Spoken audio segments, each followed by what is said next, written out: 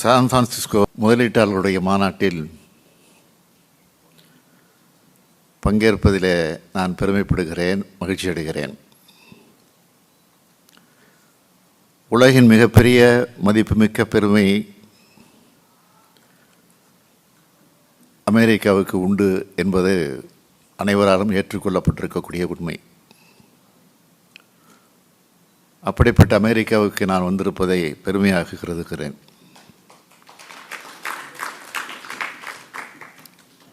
இந்தியாவில் உள்ள தமிழ்நாடு என்ற மாநிலத்தின் மக்களால் தேர்ந்தெடுக்கப்பட்ட முதலமைச்சர் நான். திராவிட முன்னேற்றக் கழகம் என்ற 75 ஆண்டுகள் பழமையான அரசியல் இயக்கத்தின் தலைவராக நான் இருக்கிறேன். இப்பொழுது தமிழ்நாட்டை 6வது முறையாக ஆட்சி செய்து கொண்டிருக்கிறோம். இந்திய நாட்டில் பல முறை எங்களது கூட்டணி பிரதமர்களை உருவாக்கி ஆட்சியில் இருந்திருக்கிறது. எனது தந்தையை பற்றி உங்களில் பலர் கேள்விப்பட்டிருப்பீர்கள். முத்தமிழறிஞர் கலைஞர் அவர்கள் தமிழ்நாட்டில் 5 முறை முதலமைச்சராக இருந்திருக்கிறார். இந்திய நாட்டின் பல பிரதமர்களை உருவாக்கியிருக்கிறார். அப்படிப்பட்ட புகழுக்கு சொந்தக்காரர் அவர். 1971ஆம் ஆண்டு முதலமைச்சராக இருந்தபோது தலைவர் கலைஞர் அமெரிக்காவுக்கு வருகை தந்தார். இப்பொழுது நான் வருகை தந்திருக்கிறேன். புகழ்பெற்ற அமெரிக்க நிறுவனங்கள் பல இந்தியாவில், குறிப்பாக தமிழ்நாட்டில் தொழில் நிறுவனங்களை நடத்தி வருகின்றன. சென்னை பற்றி நீங்கள் அனைவரும் நன்றாக அறிந்திருப்பீர்கள். இந்தியாவிலே 2வது பெரிய பொருளாதாரமாக தமிழ்நாடு இன்றைக்கு விளங்கி கொண்டிருக்கிறது. 48 விழுக்காடு நகரமயம் ஆக்கப்பட்டுள்ளது. இந்தியாவில் உள்ள பெரிய மாநிலங்களில் அதிக அளவில் நகரமயமாக்கப்பட்டுள்ள மாநிலம் தமிழ்நாடு தான். நிலையான வளர்ச்சி இலக்குகளை செயல்படுத்துவதில் முதல் மாநிலமாகவும் தமிழ்நாடு விளங்குகிறது. மனித வளங்கள் மற்றும் திறன்களை முன்வைத்து வளர்ச்சியை மேற்கொண்டு வரும் மாநிலமாகவும் தமிழ்நாடு திகழ்கிறது. இந்தியாவின் முன்னணி உயர்கல்வி நிறுவனங்களில் கிட்டத்தட்ட 20 விழுக்காடு தமிழ்நாட்டில் உள்ளது. இந்தியாவின் தேசிய சராசரியை விட 2 மடங்கு அதிகமாக உயர்கல்வியில் மாணவர்கள் சேரும் விகிதத்தை 48% கொண்ட மாநிலம் தமிழ்நாடு. இந்தியாவில் உள்ள தொழிற்சாலைகளில் பணிபுரியும் பெண்களில் சுமார் 45% பேர் தமிழ்நாட்டை சார்ந்தவர்கள் என்பது குறிப்பிடத்தக்கது. தெற்கு ஆசியாவிலேயே சுகாதார சுற்றுலாவில் முன்னணி மாநிலமாகவும் தமிழ்நாடு திகழ்ந்து கொண்டிருக்கிறது.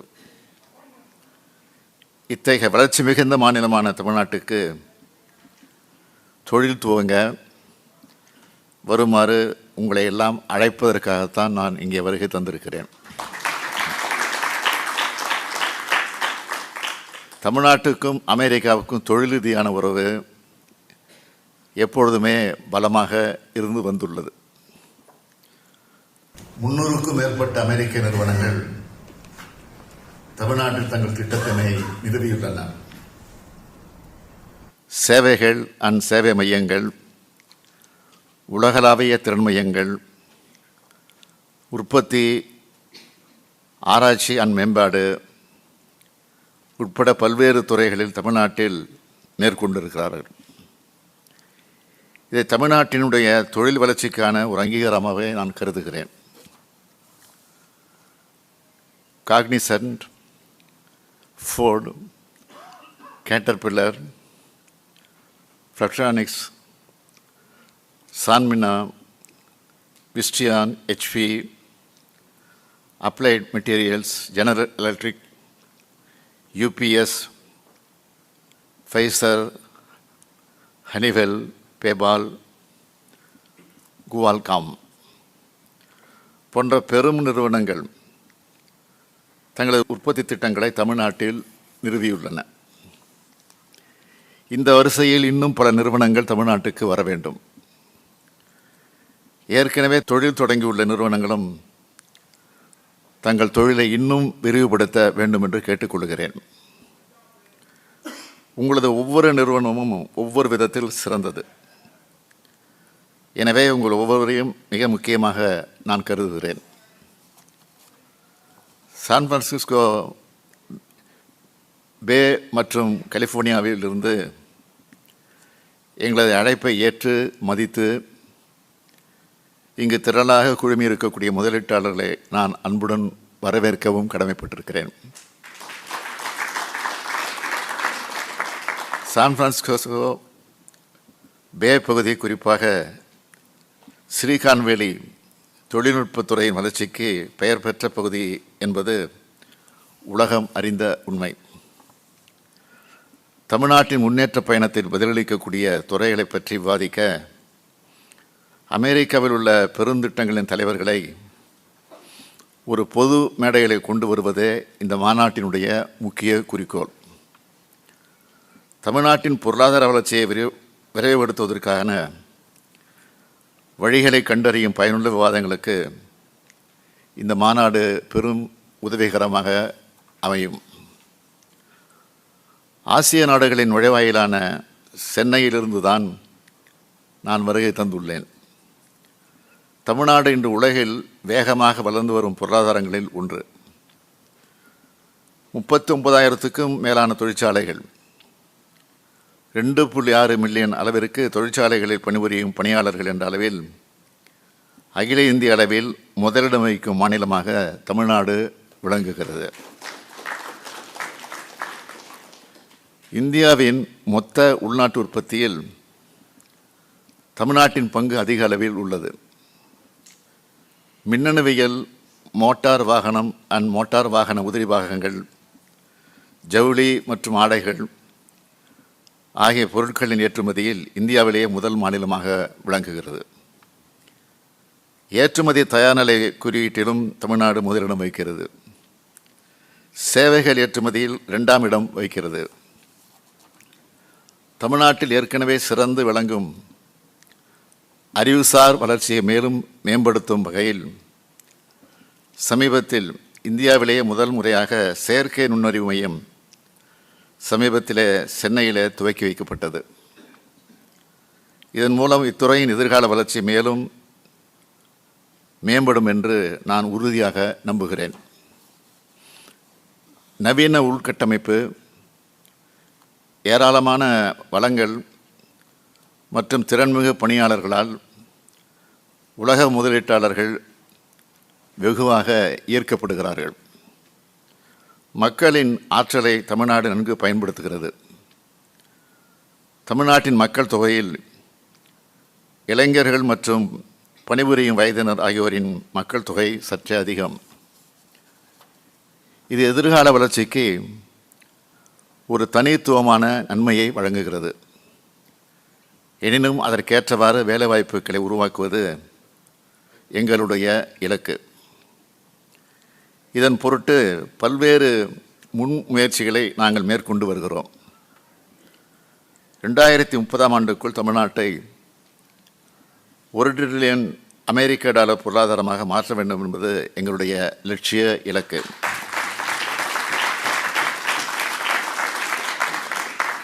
இதை அடைவதற்காக மூலதனம் அதிகம் உள்ள தொழில்களையும் வேலைவாய்ப்பினை அதிகப்படுத்தும் தொழில்களையும் ஈர்ப்பதில் நாங்கள் கவனம் செலுத்தி வருகிறோம். இவ்வாறான இருமுனை முயற்சி தற்போது சாதகமான பலன்களை அளித்து வருகிறது.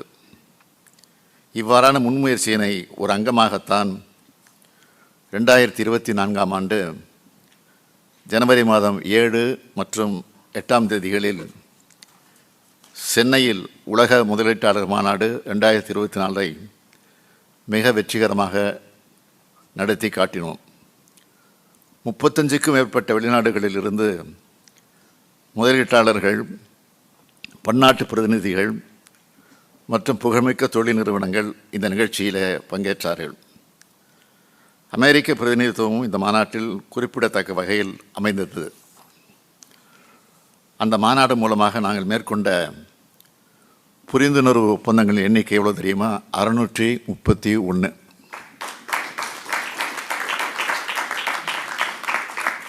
ஈர்க்கப்பட்ட முதலீடுகளின் மதிப்பு 80 பில்லியன் அமெரிக்க டாலர்கள். இதன் மூலமாக 1.4 மில்லியன் பேருக்கு நேரடியாகவும் 1.2 மில்லியன் பேருக்கு மறைமுகமாகவும் வேலைவாய்ப்பும் கிடைக்கும். இந்த பிரம்மாண்டமான நிகழ்வின் மூலம் உலக முதலீட்டாளர்களுக்கு தமிழ்நாட்டின் மேல் உள்ள நம்பிக்கையை உலகத்திற்கு நாங்கள் எடுத்து காட்டினோம். மொத்தமாக சொல்ல வேண்டுமென்றால், கடந்த 3 ஆண்டுகளில் 3.1 மில்லியன் பேருக்கு நேரடி மற்றும் மறைமுக வேலைவாய்ப்பை உருவாக்கும் வகையில் கிட்டத்தட்ட 120.48 பில்லியன் அமெரிக்க டாலர் முதலீடுகளை ஈர்த்திருக்கிறோம். ஆயிரக்கணக்கான இளைஞர்கள் மற்றும் பெண்களுக்கு அவர்கள் வசிக்கும் பகுதிக்கு அருகிலேயே வேலைவாய்ப்புகள் பெருமளவில் உருவாக்கப்பட்டிருக்கிறது.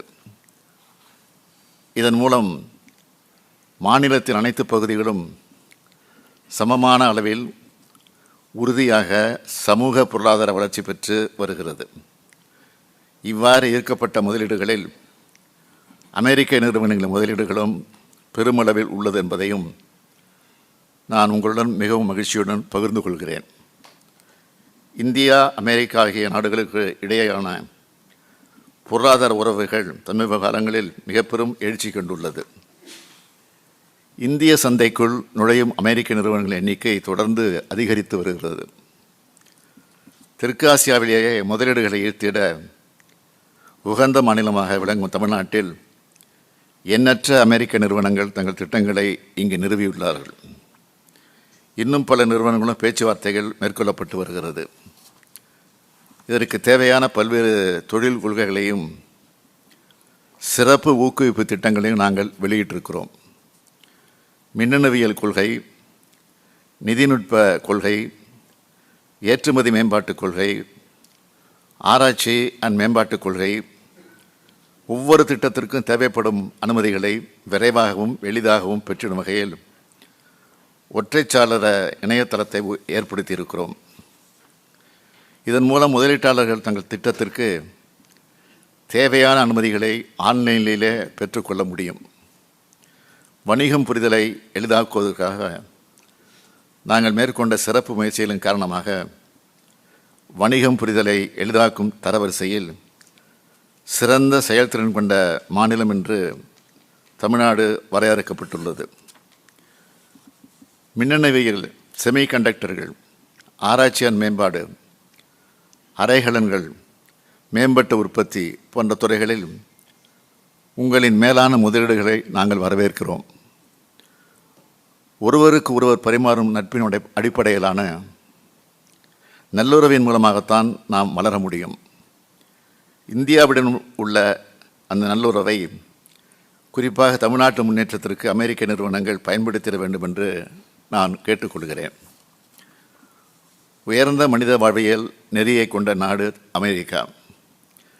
அந்த அடிப்படையோடு தமிழ்நாட்டின் தொழில் மற்றும் பொருளாதார மேம்பாட்டுக்கு நீங்கள் பங்களிக்க முதலீட்டாளர்களை சிவப்பு கம்பளம் விரித்து தமிழ்நாடும் உங்களை வரவேற்க காத்திருக்கிறது.